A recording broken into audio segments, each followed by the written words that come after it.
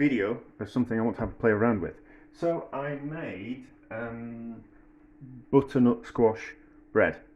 It's very nice, but it's difficult to kind of get the ratios of puree that you put into the bread dough. It's difficult to do. But what I did do was I took the amount of butternut squash puree that I put into the bread, the 150 grams, and I dehydrated it, and I kind of worked out how much water was in the butternut squash pulp and how much of like what was left with the kind of dried powder. So, but I was kind of thinking I could have just, because it's such a high water content, I could have just used that as the water and kind of compensated for the 20 grams worth of actual solid matter that's in the butternut, or any other vegetable that you kind of want to do. So I played around. So my basic bread recipe for a 1 loaf of bread is 200 grams worth of starter. So a starter is half flour, half water. And then we've got 330 grams worth of bread flour, and then we've got 150 grams worth of water. So if we faff around, and it just so happens that that's my bread recipe, and I used 1/3 of the weight of the flour of the butternut squash. I don't know if this is going to work.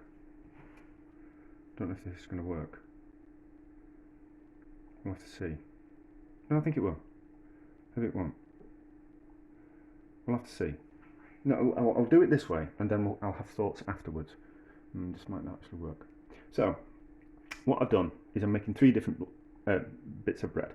I have got the butternut squash powder, and I've put that in a bread mixture, and because I put 20 grams of that in, I've taken out 20 grams worth of flour.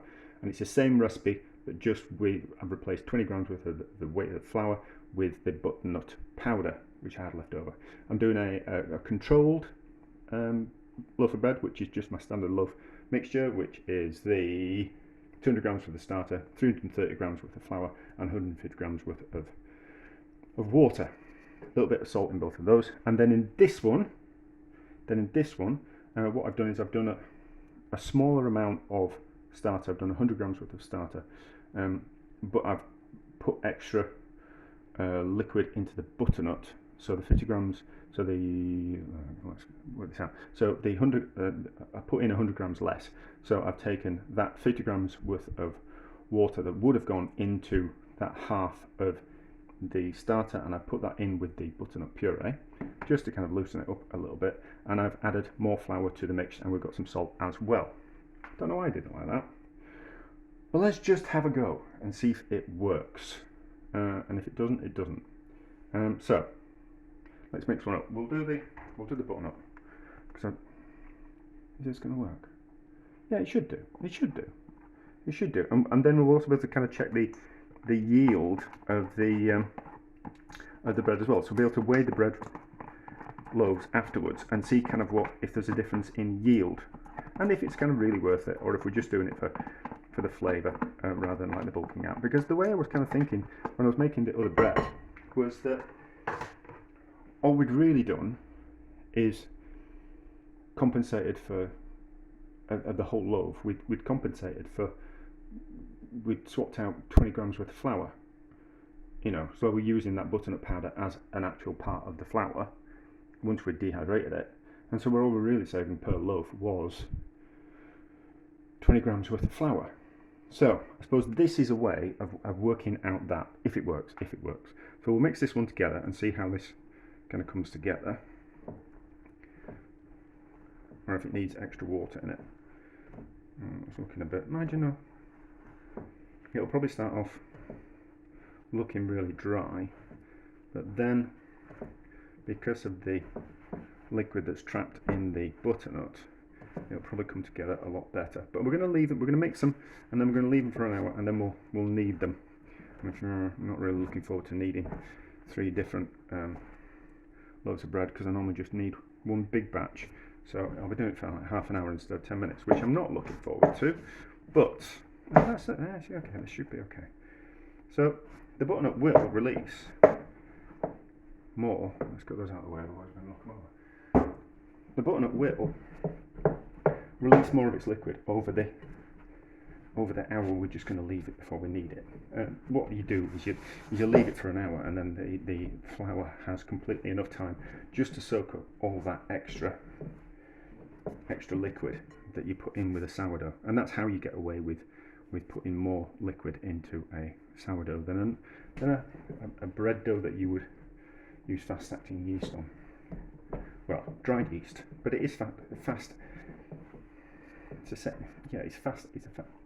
No, because what was a fresh yeast? I don't know if that is fast acting. I don't know. Maybe that's an experiment for the future. Do you know, there's just too many questions.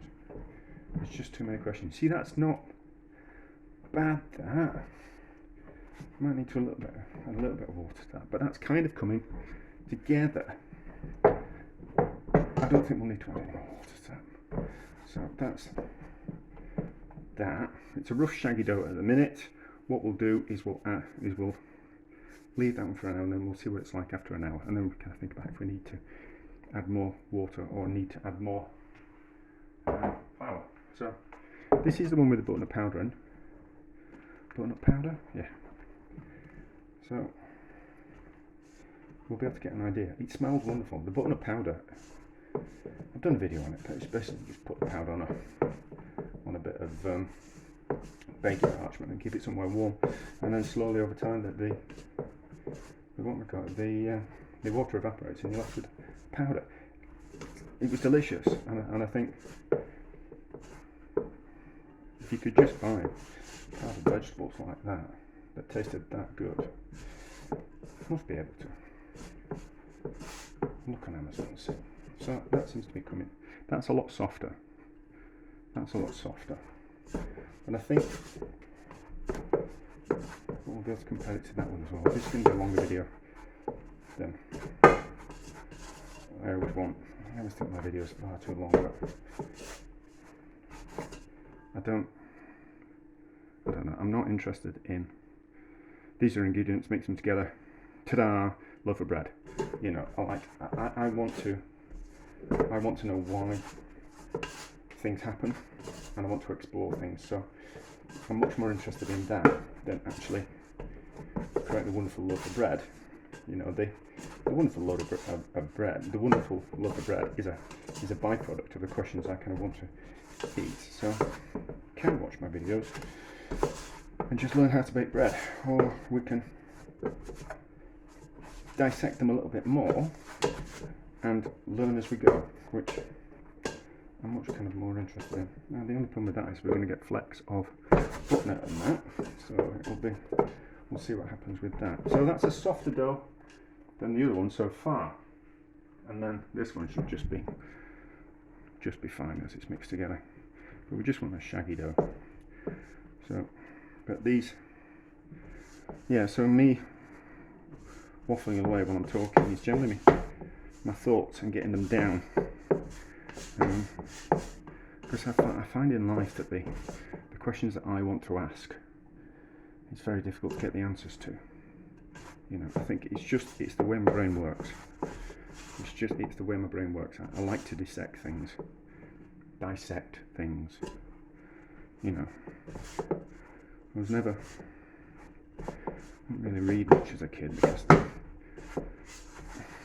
I couldn't read particularly very well, and nothing ever kind of got to the point of the books never answered the questions that I wanted to ask. You kind of need to work with people who really know what they're doing to ask questions. So probably always the bane of my college lecturers' lives. So that's kind of soft dough, getting to that shaggy kind of mess. So we'll leave them an hour, and then we'll just have that quick look before we start kneading of how they are, and if we need to add some more water, add some more flour. But that feels fine as a dough. There'll be a little bit of cross-contamination because I haven't washed my hands in between, but you know. I'm at home, I don't care if a little bit of butternut gets in with the control bread, you know, it won't affect it too much. So that's that. That's nice and soft. That's nice and soft. How does this one feel? That'll probably loosen up as we need it. It's a bit tough at the moment, but it's softening. It's softening. So I think it'll loosen up as we need it, and we kind of break down those fibres in the butternut a little bit more. But already, that's a nice orangey colour. That's an orangey colour, but it's got flecks of butternut in it, which would be interesting all the same. But anyway, so leave those for a bit covered, and then we're back to need them in an hour. About an hour, let's have a look at them. So that's the normal bread dough. That's looking like it's rising already, but I'm cooking in the kitchen today, so the kitchen's slightly warmer. This one looks like it's rising already, but just not as much. So that's a good texture. That's a good texture. That's not looking like it's moved at all, but there is half the amount of starter in that as there in those. So they don't look like bad doughs, those. Well, that one's fine. It's supposed to look like that, but that looks about right, does that? So I'm not going to need them on camera because that's really boring. But we'll give them all they need, and then we'll have a look at them. I think this one's going to be okay. I think that one's going to be okay. I should have weighed them really, shouldn't I? I mean, they should all weigh the same. Let's just, how much does this one weigh? Just for the record. So that weighs 445 grams.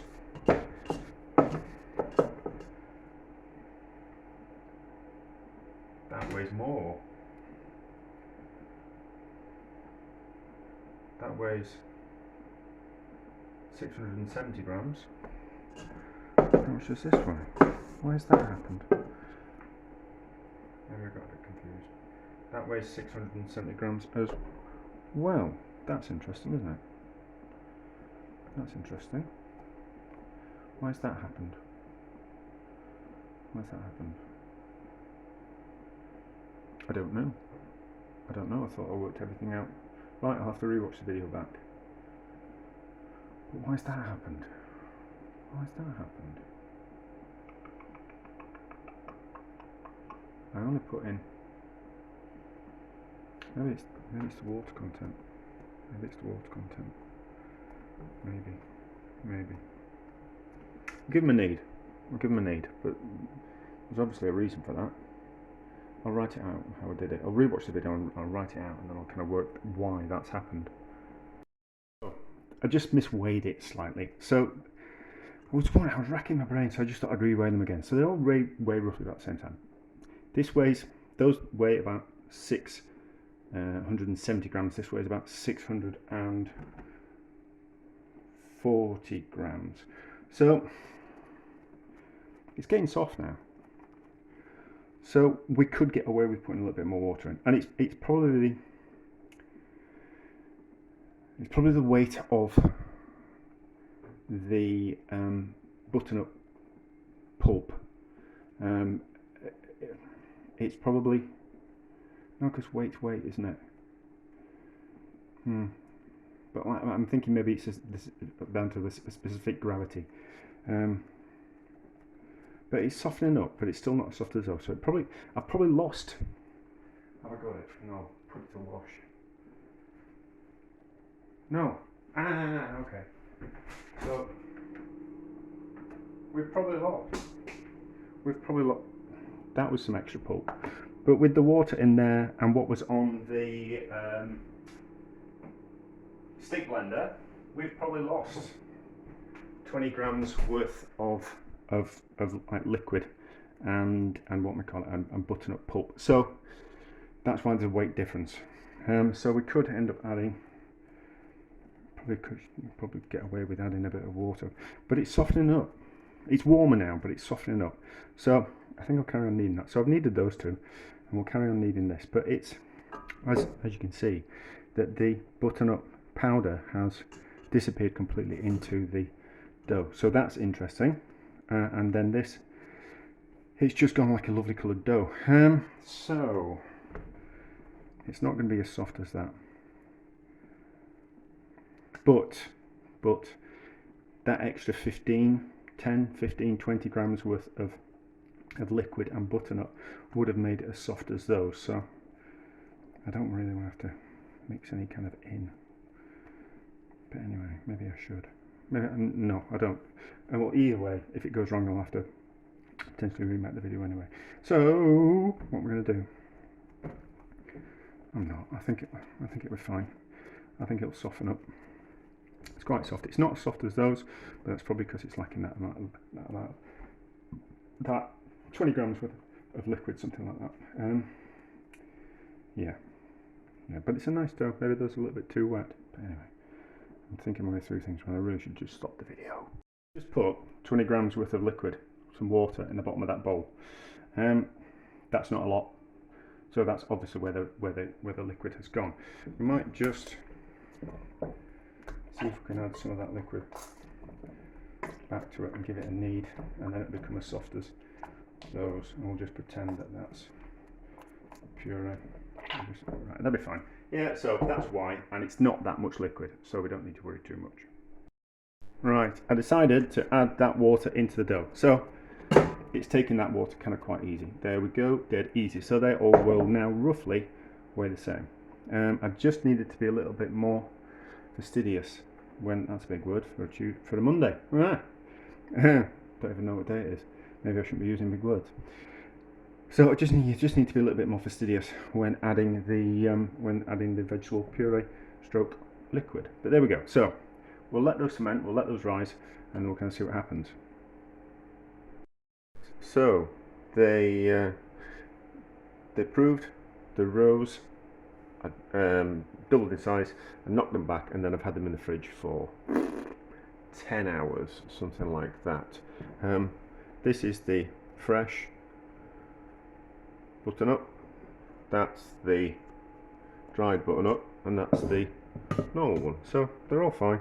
Let's give them a shape, and then we'll put them back in the fridge, and then we'll let them double in size, and then we'll bake them later on. So, although we might bring them out the oven later. So we need to give them a shape. So what we're trying to do is create tension in the dough. I don't think I'm going to be able to do this. I might just be a little bit too cold. We're trying to create tension in the dough and tuck the dough in on itself. So we're kind of bringing the top of the dough and slowly shaping it so it creates tension and gets tucked underneath the dough. So it's slowly creating a tight surface area, and that's what gives it the spring. So a simple case of what I'm doing is the dough's a bit cold, so it's not particularly, it's easier to work with, but it's not sticky, but it's not easier to work with. So so it's a pulling tight down around the bottom, and that slowly, just that edge down the bottom, so that edge there, pushing that in on itself. So as you can see, those lines there are getting smoother because of it. It creates tension in the dough, and then when we slice it and bake it, it wants to spring open. So it's just a case of doing that. There's different ways of creating tension in the dough, but this is the way I do it. And probably I really should do it another video on making bread from scratch and everything that I've learned, because I see these people making bread and they fold it, so every few hours they come back and they fold it in on itself, and I kind of think that's kind of quite interesting, and that's kind of works, and it's a technique. But it means you're tied up with bread for the day. Like I've got other things to do. I don't want to be coming back to something every 4 hours to form it and shape it. I just want to be able to knead something, let it prove, knock it back, let it ferment in the fridge. For no set amount of time really. I could have left this for 15 hours, slowly fermenting in the fridge, and then come back, shape it into a bowl, put it into a proving basket, leave it in the proving basket for 10 hours until it doubles in size, or just give it a couple of hours in the fridge and then bring it out and let it prove. You know, I want the bread to be to work around me. So remember, this green, oh no, there's a bit of on top. So this one, which is this shower cap top and slightly oranger, is the fresh butternut. So that and that like that. We'll let that prove.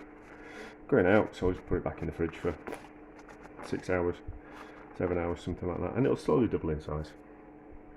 And then we might just bring it out for an hour before we bake it. But you know, it's pretty flexible. Risen. I've had them out of they were in the fridge for 4 hours, and then I've had them out of the fridge for a couple of hours. So they've risen and they've fermented. There is. So that's the fresh butternut, that's the dried butternut, and that's the kind of control. You can kind of see that they've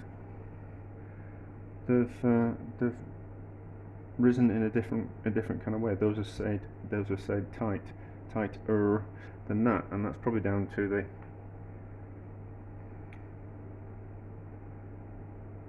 what we call it, the lack of gluten in the. No, that shouldn't work. The gluten should keep them tighter. I don't know what I'm talking about. But anyway, let's cook them. So we'll do the first one and throw it in the oven. We'll do that one first. I'll cook them. I'll cook them all, and then we'll be back when they're what they look like when they're done. I don't. Do you really need another demonstration how to bake bread? Probably not. Probably not. Look. Pot with the lid. Oven's on. Full whack. It's going to be in for 25 minutes. We slice open on one side, like that. Don't have to be in such a great rush because the pan's going to keep a lot of heat. Then we have the lid ready. We spray it on the opposite side to where we sliced. If we spray water on the sliced side, it will seize up and want to not split open because the water will make it join up. So that's just starting to burn me. So lid on, back in the oven. 25 minutes. I'm not going to take the lid off halfway through or anything like that. I'm going to cook it all in the pot, and it'll be fine once it comes out in 25 minutes time. Ooh, I put the timer on. Timer is on. Not bad, not bad. So that's just plain white loaf. That's the one with the butternut powder, and this is the fresh butternut in it. Slightly different colour. Slightly different colour. Just slightly brighter. I think it is anyway. We'll get into those two, and we'll do a comparison. Let's just weigh them. They should just weigh. So 600 grams. 600 grams. 600 grams. Right, let's get a knife. And we'll put into this, and we'll have a look. And we're going to go straight into the centre. Yeah, because I'm going to use them for something else. So maybe might change my mind on which one was which when we get there. No, that's nice and bright. That looks like that's the fresh one. That's the fresh butternut.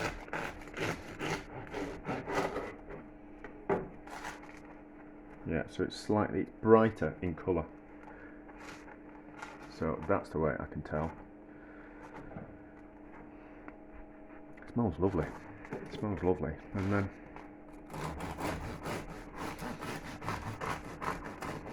I don't need to taste it because I know it tastes nice. I'm just. This is for my own benefit.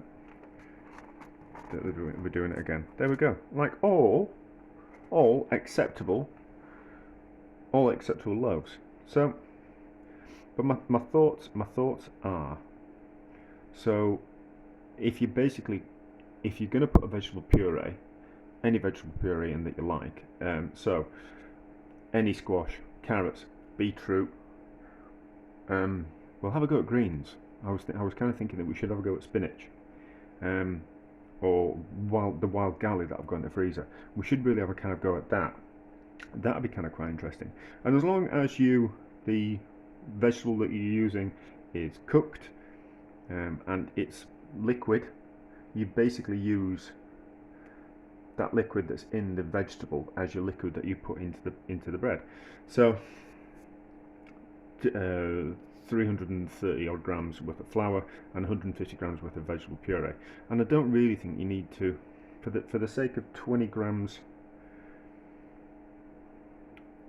I took out 20 grams worth of flour in these two to compensate for the actual pure vegetable that was in there, and not just the water. Don't think you actually need to do that. What I would recommend is to just do 330 grams and 150 grams worth of vegetable, and then that would be the liquid, as long as it's semi wet, and then starter, or what we call it, or kind of fresh yeast. So that's pretty straightforward. But it's interesting. It's interesting, and that you can use like a vegetable powder as well. So that kind of opens things up. So now my thoughts are, we'll have a go with a really green vegetable. We'll have a go with spinach, like I said, and we'll also kind of think about maybe buying a dried vegetable, and no, not a dried vegetable, but a dried herb, pounding it up really small, and then using that as a powder in the same way that we used the butternut powder, and that would and replace some of the flour in it, and then we'd probably be able to get like a green going all the way through. So, and that kind of, if you can do that, then obviously there's vegetable in there, and that makes them more vitamin dense. And if you were trying to hide, if your kids were a bit funny, or adults were a bit funny with the vegetables that they're eating, you could get away with putting vegetables in the bread. I'm just saying. So there we go, that's success. I'll do the recipe in the description, all that kind of stuff, but it's just broadened my understanding of bread and using vegetables in it. But beetroot, carrots, any kind of squash that you fancy, potatoes, but all you're really doing is replacing the water that you'd use to make the bread with a vegetable, with a pureed vegetable instead. You're not really kind of, the idea that you are substituting a third of the weight of that bread with a vegetable matter, so therefore you're saving a third of the weight of the flour, is rubbish, because all you're really doing is saving 20 grams, 25, 30 grams worth of flour per loaf, in weight, in flour. That's all you're really saving. So that idea of bulking out bread with a vegetable, it's not really true, because of the amount of what we call it, of water that kind of goes into it. But you could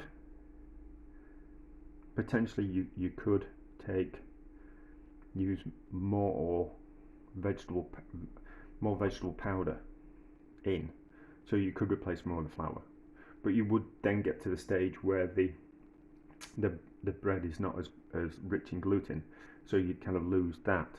But I've made bread with plain flour and no knead plain flour, and it turns out pretty well. So maybe we could further up the amount of vegetable flour, because we couldn't add, because we've kind of with 150 grams per 330 grams worth of bread, we've hit the limit of the amount of liquid that we can get into the bread. So the only way to do it would be to squeeze excess moisture out of the vegetables, dry them out further, or dry them out entirely, and then use a powder that way. So maybe you could bulk it out, but still, you know, you'd have to be really short of flour to kind of do that, and there's certainly in a cost-wise, because how much does a butternut cost? How much does a carrot cost? Like 150 grams worth of carrot puree. What's that going to cost you? 5, 6, 7 pence. To save 20 grams worth of flour is certainly a lot less than 150 grams worth of carrot. So that's kind of my thoughts on the idea of bulking something out with a vegetable puree. But it's led us down an interesting path, and it kind of takes us in another direction as well. So we can think about herb breads, and not just add fresh herbs to them. We can use dry herbs, and also we can go down the leafy green path as well. And I think that'll be kind of quite interesting. I mean, it's going to be like a really fluorescent green bread, but I think that'll be kind of quite interesting. And I don't know kind of what, because people say you should eat lots of leafy greens.